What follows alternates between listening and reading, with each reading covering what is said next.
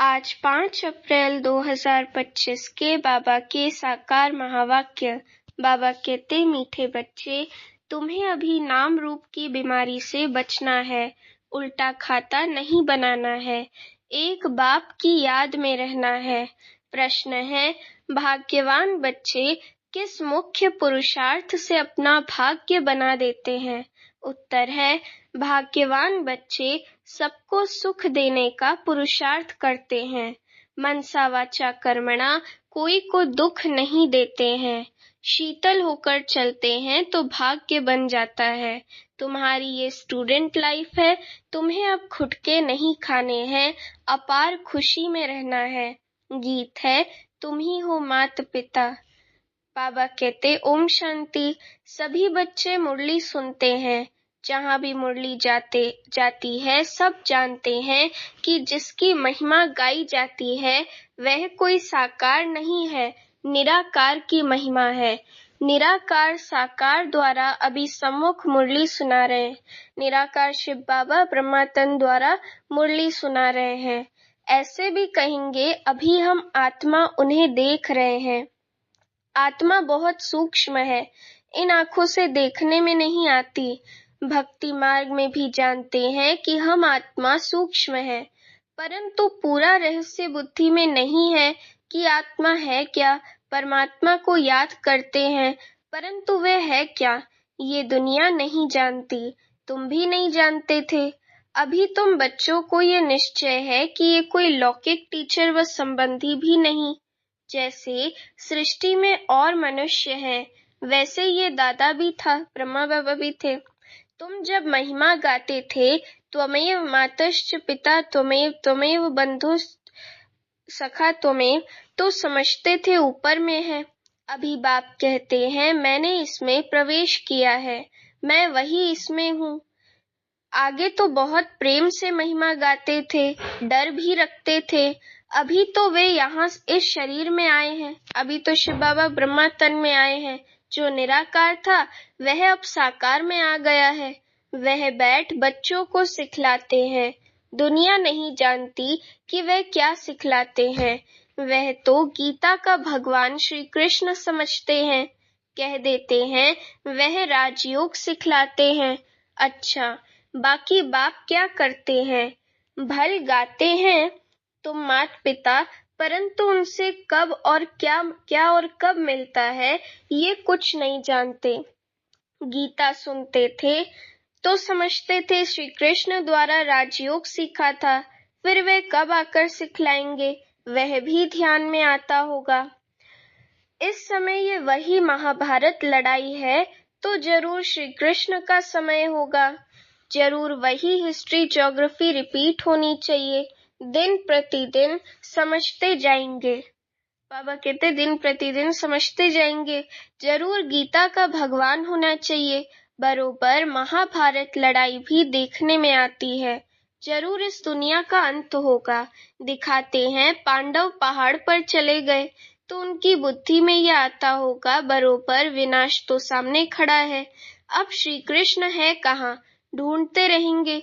जब तक तुमसे सुने कि गीता का भगवान श्री कृष्ण नहीं शिव है, तुम्हारी बुद्धि में तो ये बात पक्की है। ये तुम कभी भूल नहीं सकते। कोई को भी तुम समझा सकते हो गीता का भगवान श्री कृष्ण नहीं शिव है। दुनिया में तो कोई भी नहीं कहेगा सिवाय तुम बच्चों के। अब गीता का भगवान राजयोग सिखलाते थे तो जरूर इससे सिद्ध होता है, नर से नारायण बनाते थे। तुम बच्चे जानते हो भगवान हमको पढ़ाते हैं, बरोबर नर से नारायण बनाते हैं। इन लक्ष्मी नारायण का स्वर्ग में राज्य था ना। अभी तो वे स्वर्ग भी नहीं है, तो नारायण भी नहीं है, देवताएं भी नहीं है। चित्र है जिससे समझते हैं ये हो कर गए हैं। अभी तुम समझते हो इन्हों को कितने वर्ष हुए। तुमको पक्का मालूम है आज से 5000 वर्ष पहले इन्हों का राज्य था। अभी तो है अंत, लड़ाई भी सामने खड़ी है। जानते हो बाप हमको पढ़ा रहे हैं। सभी सेंटर्स में पढ़ते भी हैं तो पढ़ाते भी हैं। पढ़ाने की युक्ति बड़ी अच्छी है, चित्रों द्वारा समझानी अच्छी मिल सकेगी। मुख्य बात है गीता का भगवान शिव व श्री कृष्ण। फर्क तो बहुत है ना। सदगति दाता, स्वर्ग की स्थापना करने वाला अथवा आदि सनातन देवी देवता धर्म की फिर से स्थापना करने वाला शिव या श्री कृष्ण। मुख्य है ही 3 बातों का फैसला। इस पर ही बाबा जोर देते हैं। भल ओपिनियन लिख कर देते हैं कि ये बहुत अच्छा है, परंतु इससे कुछ भी फायदा नहीं। तुम्हारी जो मुख्य बात है उस पर जोर देना है। तुम्हारी जीत भी है इसमें। तुम सिद्ध कर बतलाते हो भगवान एक होता है। ऐसे नहीं कि गीता सुनाने वाले भी भगवान हो गए। भगवान ने इस राजयोग और ज्ञान द्वारा देवी देवता धर्म की स्थापना की। बाप समझाते हैं बच्चों पर माया का वार होता रहता है। अभी तक कर्मातीत अवस्था को कोई ने पाया नहीं है। पुरुषार्थ करते करते अंत में तुम एक बाप की याद में सदैव हर्षित रहेंगे। कोई मुरझाइश नहीं आएगी। अभी तो सिर पर पापों का बोझा बहुत है, वह याद से ही उतरेगा। बाप ने पुरुषार्थ की युक्तियां बतलाई हैं। याद से ही पाप कटते हैं। बहुत बुद्धू हैं जो याद में ना रहने कारण फिर नाम रूप आदि में फंस पड़ते हैं। हर्षित मुख हो किसको ज्ञान समझाएं वह भी मुश्किल है। आज किसको समझाया, कल फिर घुटका आने से खुशी गुम हो जाती है। समझना चाहिए ये माया का वार होता है। इसलिए पुरुषार्थ कर बाप को याद करना है। बाकी रोना पीटना व बेहाल नहीं होना है। समझना चाहिए माया पादर जूता मारती है। इसलिए पुरुषार्थ कर बाप को याद करना है। बाप की याद से बहुत खुशी रहेगी। मुख से झट वाणी निकलेगी। पतित पावन बाप कहते हैं कि मुझे याद करो। मनुष्य तो एक भी नहीं जिसको रचता बाप का परिचय हो। मनुष्य होकर और बाप को ना जाने तो जानवर से भी बदतर हुआ। गीता में श्री कृष्ण का नाम डाल दिया है तो बाप को याद कैसे करें? यही बड़ी भूल है जो तुमको समझानी है। गीता का भगवान शिव बाबा है, वही वर्षा देते हैं।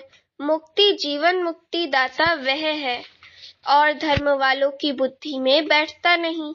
वह तो हिसाब किताब चुकतू कर वापस चले जाएंगे। पिछाड़ी में थोड़ा परिचय मिला फिर भी जाएंगे अपने धर्म में। तुमको बाप समझाते हैं तुम देवता थे, अभी फिर बाप को याद करने से तुम देवता बन जाएंगे। विकर्म विनाश हो जाएंगे। फिर भी उल्टे सुलटे धंधे कर लेते हैं। बाबा को लिखते हैं आज हमारी अवस्था मुरझाई हुई है। बाप को याद नहीं किया। फिर उसके बाद बाबा कहते हैं याद नहीं करेंगे तो जरूर मुरझाएंगे। ये है ही मुर्दों की दुनिया, सभी मरे पड़े हैं। तुम बाप के बने हो तो बाप का फरमान है मुझे याद करो तो विकर्म विनाश हो जाए। ये शरीर तो पुराना तमो प्रधान है, पिछाड़ी तक कुछ ना कुछ होता रहेगा। जब तक बाप की याद में रहे कर्मातीत अवस्था को पाए तब तक माया हिलाती रहेगी, किसको भी छोड़ेगी नहीं। जांच करते रहना चाहिए कि माया कैसे धक्का खिलाती है। भगवान हमको पढ़ाते हैं ये भूलना क्यों चाहिए। आत्मा कहती है हमारा प्राणों से प्यारा वह बाप ही है। ऐसे बाप को फिर तुम भूलते क्यों हो। बाप धन देते हैं दान करने के लिए। प्रदर्शनी मेले में तुम बहुतों को दान कर सकते हो। आपे ही शौक से भागना चाहिए। अभी तो बाबा को ताकीद करनी पड़ती है, उमंग दिलाना पड़ता है। जाकर समझाओ, उसमें भी अच्छा समझा हुआ चाहिए। देह अभिमानी का तीर लगेगा नहीं। तलवारें भी अनेक प्रकार की होती है ना। तुम्हारी भी योग की तलवार बड़ी तीखी चाहिए। सर्विस का उल्लास चाहिए। बहुतों का जाकर कल्याण करें। बाप को याद करने की ऐसी प्रैक्टिस हो जाए जो पिछाड़ी में सिवाय बाप के और कोई याद ना पड़े, तभी तुम राजाई पद पाएंगे। अंत काल जो अल्फ को सिमरे और फिर नारायण को सिमरे। बाप और नारायण वर्षा ही याद करना है। परंतु माया कम नहीं है, कच्चे तो एकदम ढेरों पड़ते हैं। उल्टे कर्मों का खाता तब बनता है जब किसी के नाम रूप में फंस पड़ते हैं, एक दो को प्राइवेट चिट्ठियां लिखते हैं, देहधारियों से प्रीत हो जाती है तो उल्टे कर्मों का खाता बन जाता है। बाबा के पास समाचार आते हैं, उल्टा सुल्टा काम कर फिर कहते हैं बाबा हो गया। अरे खाता उल्टा तो हो गया ना, ये शरीर तो पलीत है, उनको तुम याद क्यों करते हो? बाप कहते हैं मुझे याद करो तो सदैव खुशी रहे। आज खुशी में है, कल फिर मुर्दे बन पड़ते हैं, जन्म जन्मांतर नाम रूप में फंसते आते हैं ना।